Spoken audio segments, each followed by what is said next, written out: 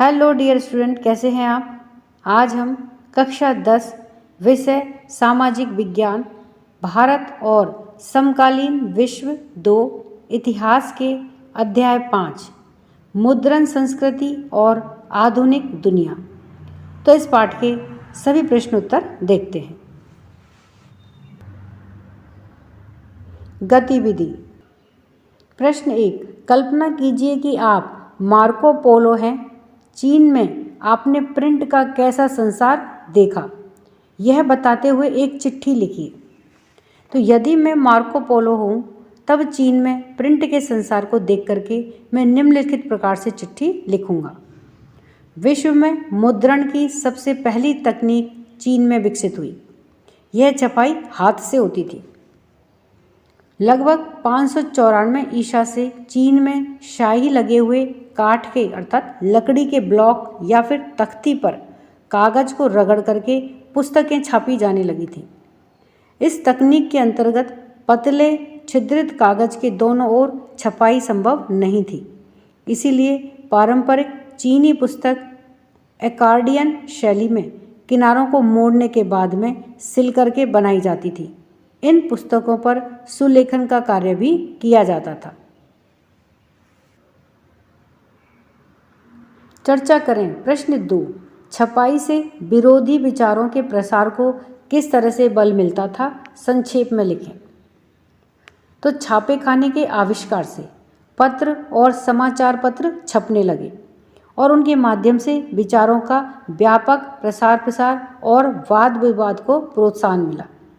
छापे हुए लोकप्रिय साहित्य के बल पर कम शिक्षित लोग तथा आम जनता धर्म तथा अन्य विषयों की अलग अलग व्याख्या से परिचित होने लगी। सत्ता में स्थापित लोगों के विचारों से असहमत होने वाले लोग भी अब अपने विचारों को छाप करके उन्हें फैला सकते थे।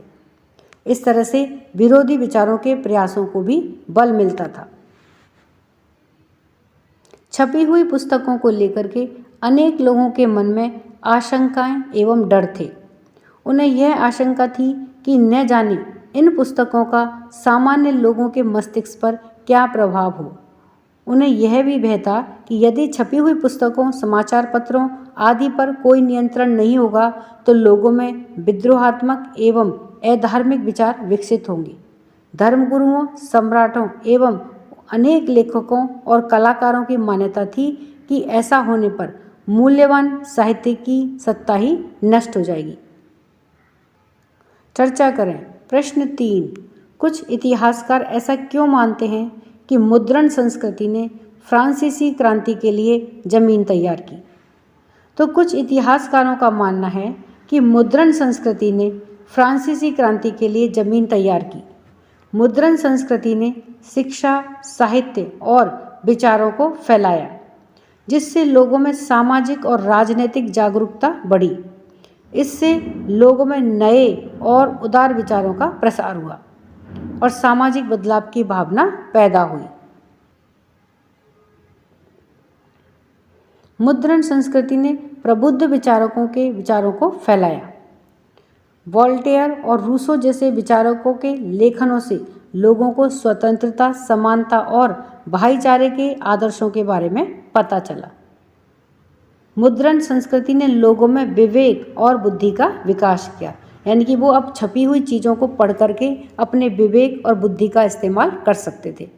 लोगों ने परंपरागत मूल्यों, संस्थाओं और वायदों पर सवाल उठाना शुरू कर दिया। लोगों ने चर्च की धार्मिक सत्ता और राज्य की निरंकुश सत्ता पर हमला किया। लोगों ने राजशाही और उसकी नैतिकता को मजाक उड़ाया और आलोचना की।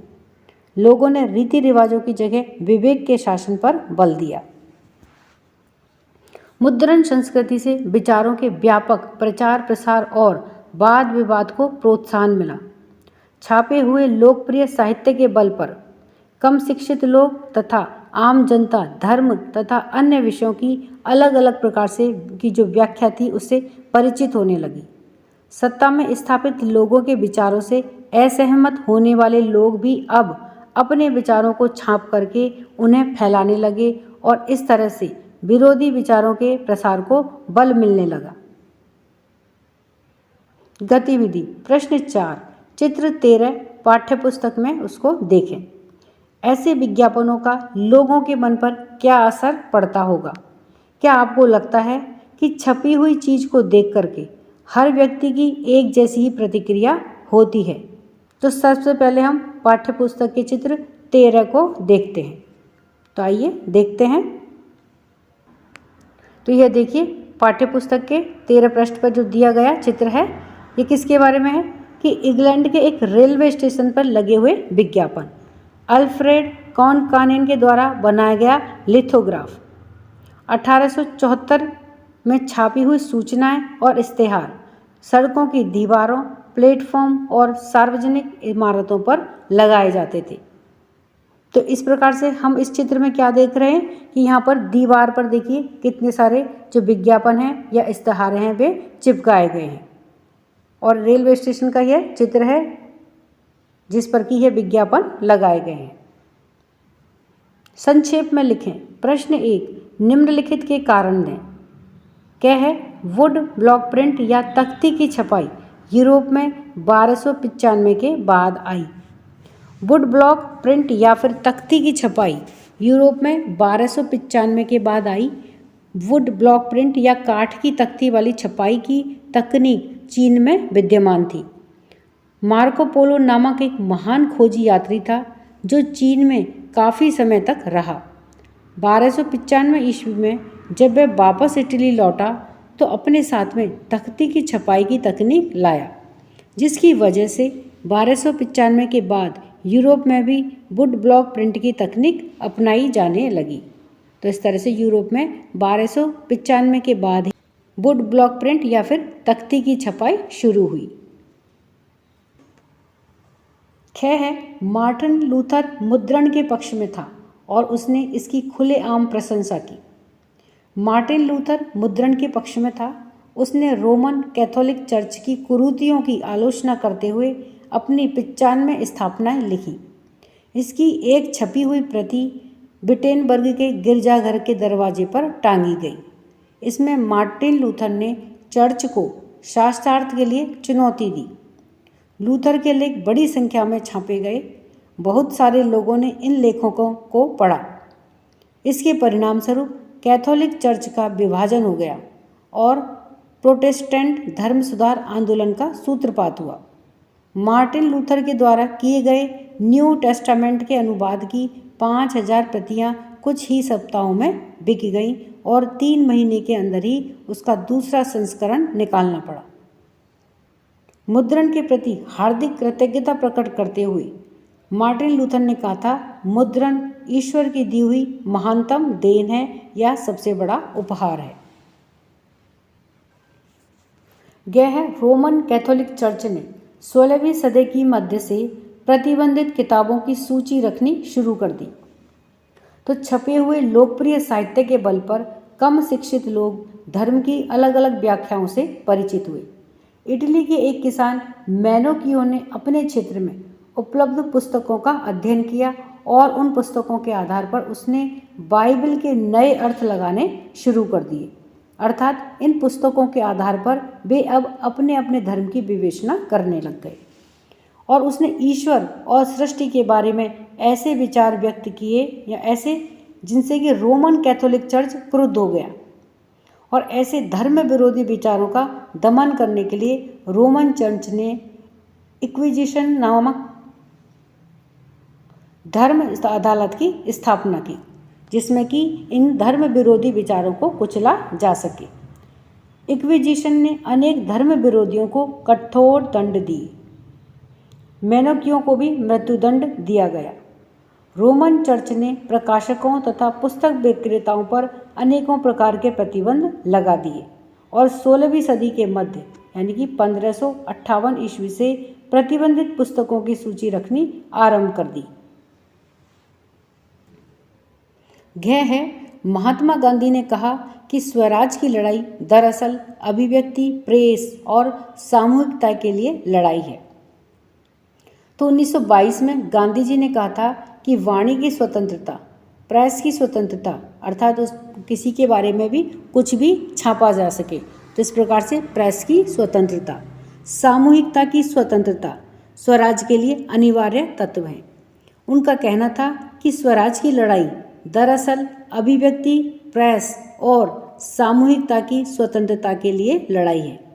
भारत सरकार अब जनमत को व्यक्त करने और बचाने के इन 3 शक्तिशाली उपकरणों को दबाने का प्रयास कर रही है।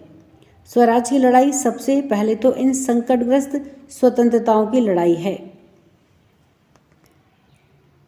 प्रश्न 2, छोटी टिप्पणी में इनके बारे में बताइए। क्या है? Gutenberg press. ख है छपी किताब को लेकर के इरेस्मस के विचार। और ग है वर्नाक्यूलर या फिर देसी प्रेस एक्ट। तो इसमें सबसे पहले है क, गुटेनबर्ग प्रेस। योहान गुटेनबर्ग ने 1448 में एक प्रिंटिंग मशीन का मॉडल बनाया, जिसे बाद में गुटेनबर्ग प्रेस कहा गया। इसमें गुटेनबर्ग ने मुद्रण के क्षेत्र में नए आविष्कार किए। इस प्रेस में स्क्रू से लगा हुआ एक हैंडल होता था। हैंडल की मदद से स्क्रू को घुमा करके प्लाटेन को गीले कागज पर दबा दिया जाता था। गुटेनबर्ग ने रोमन वर्णमाला के तमाम 26 अक्षरों के लिए टाइप बनाए। इसमें यह प्रयास किया गया कि इन्हें इधर उधर मूव करा करके या घुमा करके शब्द बनाए जा सकें। यही कारण है कि इसे मूवेबल टाइप प्रिंटिंग मशीन के नाम से भी जाना गया और 300 सालों तक यही छपाई की बुनियादी तकनीक रही। ख है छपी किताब को लेकर के इरेस्मस के विचार। इरेस्मस एक प्रसिद्ध धर्म सुधारक था। वह लैटिन का प्रसिद्ध विद्वान था। उसने कैथोलिक धर्म में व्याप्त कुरीतियों, भ्रष्टाचार तथा निरंकुशवादी प्रवृत्तियों की कटु आलोचना की और प्रोटेस्टेंट धर्म सुधार आंदोलन के लिए मार्ग प्रशस्त किया। छपी किताब को लेकर के इरेस्मस बहुत ही आशंकित था। उसने 1508 में एडेजेज में प्रिंट के बारे में अपने विचार व्यक्त करते हुए लिखा था कि पुस्तकें भिनभिनाती हुई मक्खियों की भांति हैं, जो दुनिया की हर कोने में पहुंच जाती हैं। यद्यपि कुछ पुस्तकें जानने योग्य कोई एक आध बात ही बताती हैं, परंतु उनका अधिकांश हिस्सा तो विद्वानों के लिए हानिकारक ही है। इरेस्मस के अनुसार छपी पुस्तकें बेकार हैं, क्योंकि अच्छी चीज़ों की अति भी हानिकारक ही होती है। अतः इन पुस्तकों से दूर रहना चाहिए। मुद्रक लोग बकवास, मूर्खतापूर्ण, सनसनीखेज, धर्म विरोधी, अज्ञानतापूर्ण और षड्यंत्रकारी पुस्तकें छापते हैं। इन पुस्तकों की संख्या इतनी अधिक है कि मूल्यवान और उपयोगी साहित्य का तो मूल्य ही नहीं रह गया है। यह है वर्नाक्यूलर या देसी प्रेस एक्ट। तो 1878 ईस्वी में लॉर्ड लिटन ने वर्नाक्यूलर प्रेस एक्ट पारित किया। इसके द्वारा देशी भाषाओं में छपने वाले समाचार पत्रों पर कठोर सेंसर लगा दिया गया। कठोर सेंसर का मतलब कि आप कुछ भी चीज़ उनके खिलाफ नहीं लिखेंगे। इस प्रकार सरकार को देसी भाषाओं के समाचार पत्रों में छपी हुई रपट तथा संपादकीय को सेंसर करने का अधिकार मिल गया। सेंसर के तहत यदि किसी रिपोर्ट को सरकार विरोधी माना जाता था तो पहले उस समाचार पत्र को चेतावनी दी जाती थी कि भाई आपने यह रिपोर्ट कैसे छाप दी, यह तो सरकार विरोधी रिपोर्ट है। यदि उस चेतावनी पर उचित ध्यान नहीं दिया जाता था तो उस समाचार पत्र को जब्त कर किया जा सकता था और छपाई की मशीनों को छीना जा सकता था। प्रश्न 3, 19वीं सदी में भारत में मुद्रण संस्कृति के प्रसार का इनके लिए क्या मतलब था? अर्थात जब ये छपाई की संस्कृति शुरू हो गई थी तो इनके लिए, जैसे महिलाएं, गरीब जनता और सुधारक, इन सभी के लिए इस मुद्रण संस्कृति के प्रसार का क्या मतलब था, इनको क्या फायदा था? तो सबसे पहले महिलाएं। भारत में मुद्रण संस्कृति के प्रसार से महिलाओं पर क्या असर हुआ? तो पहला है कि 19वीं सदी में छपी हुई पुस्तकों में महिलाओं के जीवन तथा उनकी भावनाओं को स्पष्टता तथा गहनता के साथ में व्यक्त किया जाने लगा। दूसरा है, मध्यम वर्गीय परिवारों में महिलाएं पढ़ने में पहले की अपेक्षा अधिक रुचि लेने लगी। 19वीं सदी के मध्य में छोटे बड़े शहरों में स्कूल खुलने लगे तो उदारवादी माता पिता पुत्रियों को स्कूल भेजने लगे।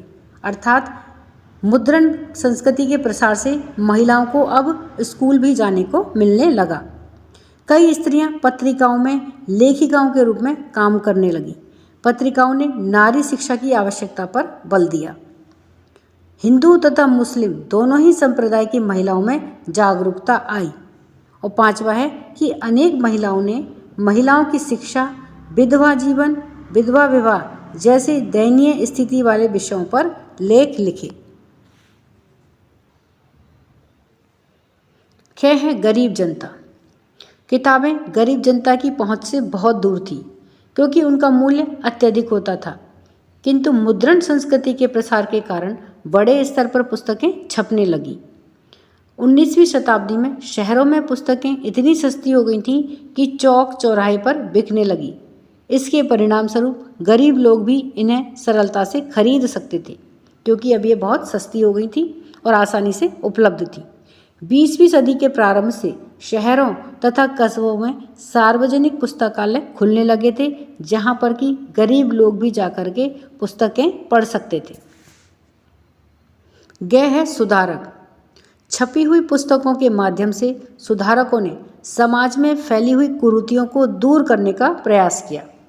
उन्होंने जाति प्रथा, ऊंच नीच, छुआछूत आदि का प्रबल विरोध किया और शिक्षा, सामाजिक समानता, शिक्षा के प्रसार, धार्मिक सहिष्णुता का समर्थन किया। समाज सुधारकों ने अपनी पुस्तकों, पत्रिकाओं आदि के द्वारा मजदूरों को शिक्षित किए जाने तथा उन्हें मिल मालिकों के द्वारा किए जाने वाले शोषण से बचाने पर बल दिया। उन्होंने मजदूरों में व्याप्त कुरीतियों जैसे कि नशाखोरी, निरक्षरता आदि के उन्मूलन पर बल दिया और उनमें राष्ट्रवाद की भावना का प्रसार किया। चर्चा करें। प्रश्न 1। 18वीं सदी के यूरोप में कुछ लोगों को ऐसा क्यों लगता था कि मुद्रण संस्कृति से निरंकुशवाद का अंत और ज्ञानोदय होगा? तो 18वीं सदी के मध्य तक यूरोप के लोगों की इस धारणा कि मुद्रण संस्कृति से निरंकुशवाद का अंत और ज्ञानोदय होगा के पीछे निम्नलिखित कारण थे। पहला है निरंकुशवाद और आतंकपूर्ण शासन से मुक्ति दिलाना। यूरोप वासियों का विश्वास था कि पुस्तकें दुनिया बदल सकती हैं। वे निरंकुशवाद तथा आतंकपूर्ण शासन से समाज को से मुक्ति दिला सकती हैं। कौन? पुस्तकें। और ऐसे समाज का निर्माण कर सकती हैं जिसमें विवेक और बुद्धि का राज हो। फ्रांस के प्रसिद्ध उपन्यासकार लुई सेबेस्तिये मर्सिये ने कहा था कि छापाखाना अर्थात जहाँ पर छपाई की जाती है प्रगति का सबसे प्रभावशाली या शक्तिशाली उपकरण है। इससे बन रही जनमत की आंधी में निरंकुशवाद उड़ जाएगा। दूसरा है ज्ञान का प्रसार। 18वीं सदी में पुस्तकों के अध्ययन से लोगों में ज्ञान का प्रसार हुआ और उन्हें समाज, धर्म, संस्कृति तथा राजनीति के बारे में जानकारी प्राप्त हुई। अर्थात पुस्तकों के छपने से, पुस्तकों का प्रसार होने से लोगों में ज्ञान का भी प्रसार हुआ और वे धर्म, संस्कृति, राजनीति आदि के बारे में जानने लगे और उनकी रूढ़ियाँ तथा अंधविश्वास समाप्त हुए और उन्होंने एक स्वस्थ और प्रगतिशील समाज के निर्माण की प्रेरणा प्राप्त हुई। तीसरा है मुद्रण संस्कृति में अगाध विश्वास। ज्ञानोदय को लाने तथा निरंकुशवाद के आधार को नष्ट करने में छापे खाने की भूमिका के महत्व को स्वीकार करते हुए मर्सिये ने घोषित किया कि हे निरंकुशवादी शासकों, अब तुम्हारे कांपने का समय आ गया है। आभासी लेखक की कलम के जोर के आगे तुम हिल उठोगे। तो अर्थात उनका मुद्रण संस्कृति में अगाध विश्वास था कि इसके माध्यम से अब निरंकुशवादिता का अंत हो जाएगा और ज्ञान का प्रसार होगा। प्रश्न 2। कुछ लोग किताबों की सुलभता को लेकर के चिंतित क्यों थे? यूरोप और भारत से एक एक उदाहरण लेकर के समझाइए।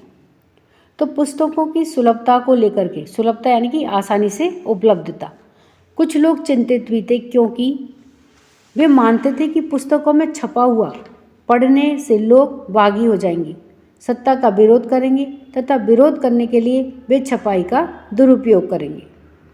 दूसरा है, धर्म गुरुओं में यह भ्रम था कि इससे लोग अधार्मिक प्रवृत्तियों के हो जाएंगे, धर्म के प्रति उनका लगाव कम हो जाएगा और वे अनुशासनहीन हो जाएंगे। तीसरा है, कुछ का यह मानना था कि इससे महिलाएं अपना स्वाभाविक काम छोड़ करके पड़ी हुई बातों का अनुसरण करने लगेंगी, जिससे कि सामाजिक अव्यवस्था फैल जाएगी। यूरोप से उदाहरण, छपी हुई पुस्तकों के आधार पर कुछ लोग बाइबल के नए अर्थ लगाने लगे तथा कैथोलिक चर्च की कटु आलोचना करने लगे, क्योंकि अब पुस्तकें पढ़ने से उनके विचार भी अब बदलने लगे थे। वे अब धर्म के बारे में ज़्यादा जानने लगे थे। इससे कैथोलिक चर्च बड़ा ही क्रुद्ध हुआ, क्योंकि ये लोग अब कैथोलिक चर्च की आलोचना करने लगे और उसने धर्म विरोधी विचारों का दमन करने के लिए इक्विजिशन यानी कि धर्म अदालत की स्थापना की। इक्विजिशन ने धर्म विरोधी विचार प्रकट करने वाले इटली के निवासी मैनोकियो को मृत्युदंड दिया।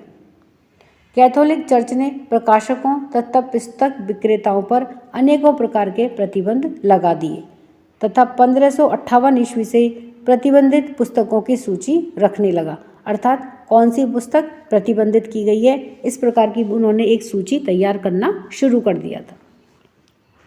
तो भारत से उदाहरण, ब्रिटिश सरकार मुद्रण संस्कृति के प्रसार से चिंतित थी।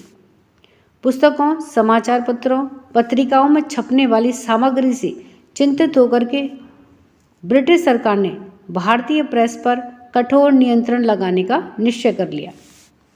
इसके लिए 1878 में भारत सरकार ने वर्नाक्यूलर प्रेस एक्ट पारित किया।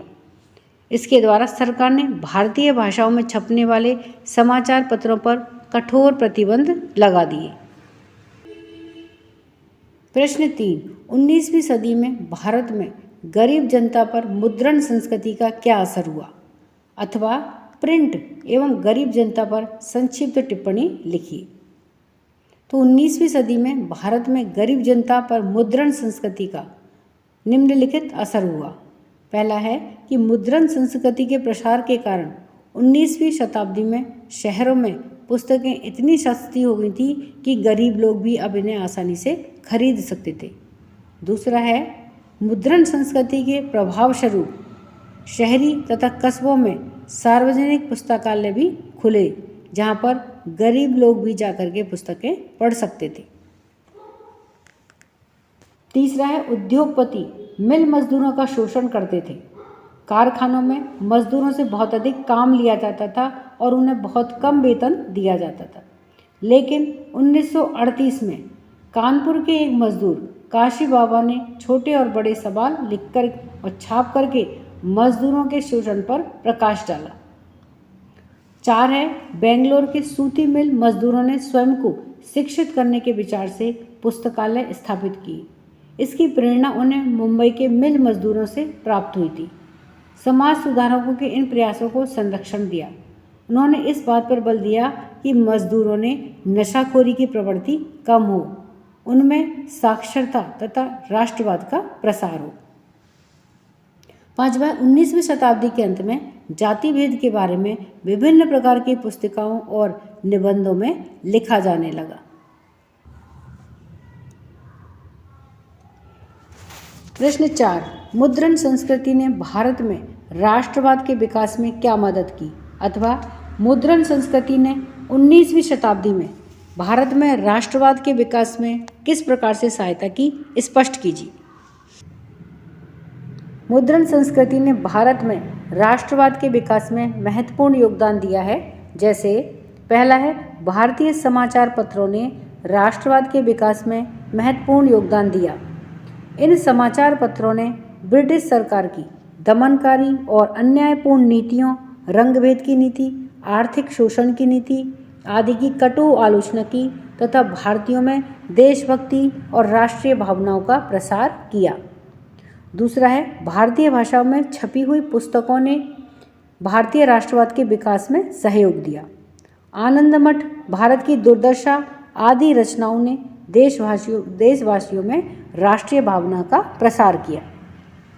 तीसरा है मुद्रण संस्कृति के माध्यम से शिक्षा का प्रसार हुआ, जिससे कि लोगों में राष्ट्रीयता की भावना ने सकारात्मक रूप ले लिया। तो इस प्रकार से मुद्रण संस्कृति ने भारत में राष्ट्रवाद के विकास में महत्वपूर्ण योगदान दिया।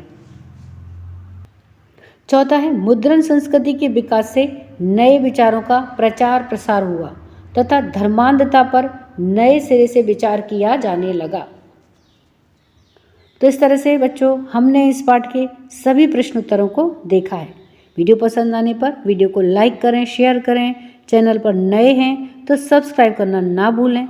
मिलते हैं नए वीडियो में। इसी के साथ धन्यवाद।